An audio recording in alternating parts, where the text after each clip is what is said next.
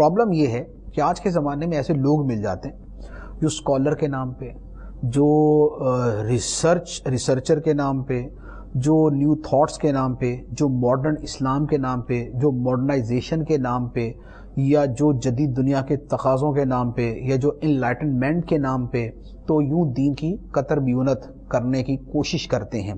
لیکن یہ ایک قسم کی عجیب جہالت ہوتی ہے. مجھے ایک واقعہ یاد آیا، کسی واقعے سے مراد ہے کہ کسی نے لکھا ہے، یہ شاید مولانا روم رحمۃ اللہ علیہ نے لکھا ہے.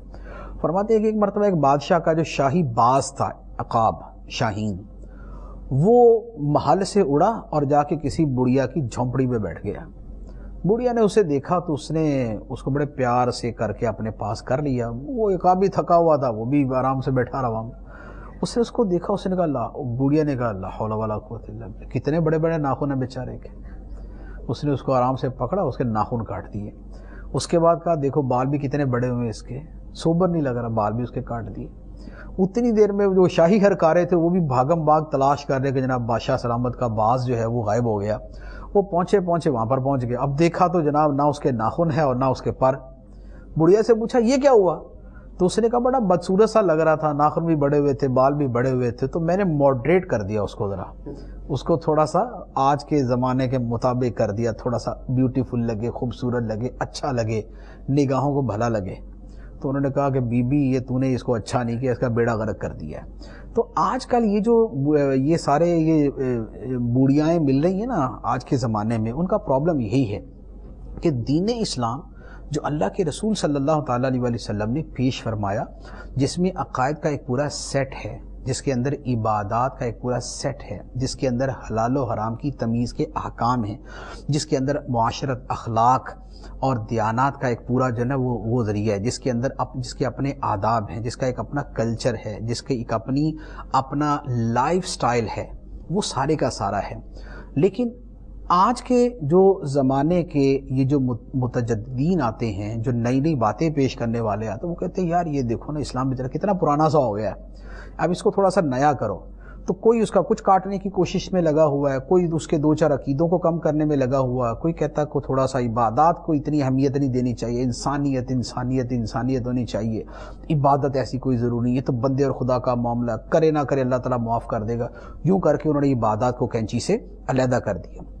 کچھ وہ آئے کہ جنہوں نے کہا دیکھیں یار بس کسی کا دل نہیں دکھانا چاہیے اور کسی کو دھوکہ نہیں دینا چاہیے، باقی سود کی خیر ہے، باقی تھوڑا بہت جو حلال و حرام کے اسلامی احکام ہے ان کی خیر ہے، بس ڈائریکٹ دھوکہ نہیں دو، کسی کو دھوکہ نہیں دو، پھر جو مرضی کرتے رہو.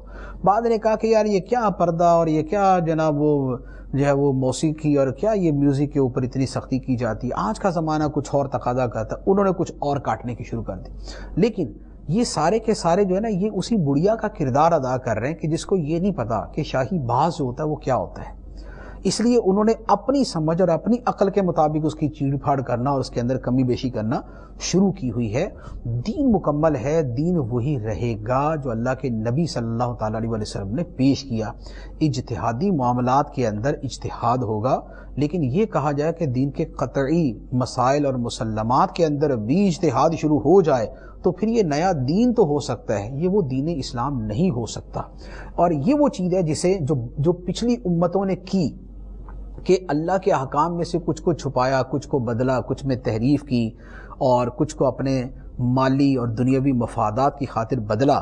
تو اللہ تعالیٰ نے ان کو یہی فرمایا وَلَا تَلْبِسُوا الْحَقَّ بِالْبَاطِلِ وَتَكْتُمُوا الْحَقَّ وَأَنْتُمْ تَعْلَمُونَ. حق اور باطل کو مکس نہ کرو اور حق کو چھپاؤ نہیں جان بوجھ کے. اور فرمایا وَلَا تَشْتَرُوا بِآيَاتِي ثَمَنًا قَلِيلًا.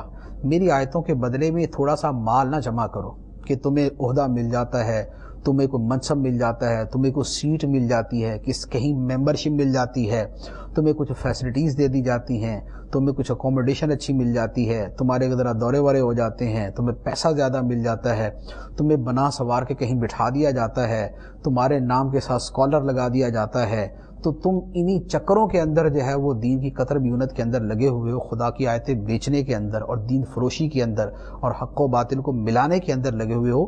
یہ نہ کرو. اس کی سخت وعید قرآن مجید کے اندر ہی بیان فرمایا ان الذین یکتمون ما انزل اللہ من الکتاب وَيَشْتَرُونَ بِهِ ثَمَنًا قَلِيلًا أُولَٰئِكَ مَا يَأْكُلُونَ فِي بُطُونِهِمْ إِلَّا النَّارَ وَلَا يُكَلِّمُهُمُ اللَّهُ يَوْمَ الْقِيَامَةِ وَلَا يُزَكِّيهِمْ۔ فرمایا کہ یہ جو خدا کے نازل کردہ کو چھپاتے ہیں اور خدا کی آیتوں کو تھوڑی قیمت کے بدلے میں بیچ دیتے ہیں، فرمایا کہ یہ وہ لوگ ہیں جن سے خدا قیامت کے دن بات بھی نہیں کرے گا، اور جو اپنے پیٹ کے اندر جہنم کی آگ بھرتے ہیں۔